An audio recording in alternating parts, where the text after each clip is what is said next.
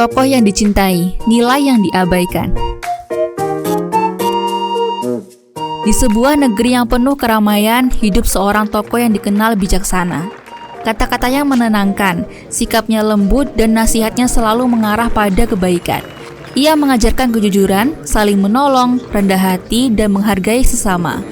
Namun ada hal aneh yang terjadi di negeri itu. Rakyat begitu sibuk memujanya. Mereka membuat patung, menggantungkan gambar sang tokoh di setiap rumah, mencatat kata-katanya di buku tebal, dan mengulang-ulang namanya dalam setiap percakapan. Mereka mengadakan acara besar untuk merayakan keberadaannya. Mereka memuja setinggi langit. Tapi semua itu berhenti di permukaan. Di jalanan, orang masih saling berebut. Dalam urusan sehari-hari, kebohongan dianggap hal kecil. Pedagang masih mencoba menipu pembeli. Tetangga masih saling curiga.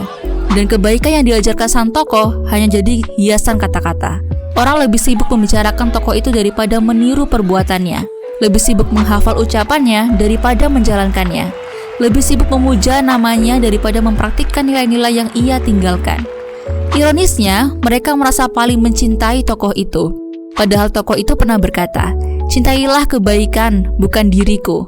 Tapi suara itu tenggelam, ditutupi oleh teriakan pujian yang tak pernah berubah menjadi tindakan. Akhirnya negeri itu jatuh pada kebingungan. Semakin tinggi pemujaan mereka, semakin jauh mereka dari ajaran sebenarnya. Mereka merasa semakin suci, padahal perilaku mereka justru semakin jauh dari pesan sang tokoh. Lama-kelamaan, sebagian orang mulai sadar. Mereka melihat perbedaan besar antara memuja tokoh dan meneladani tokoh, antara mengangkat nama seseorang dan menghidupkan ajarannya.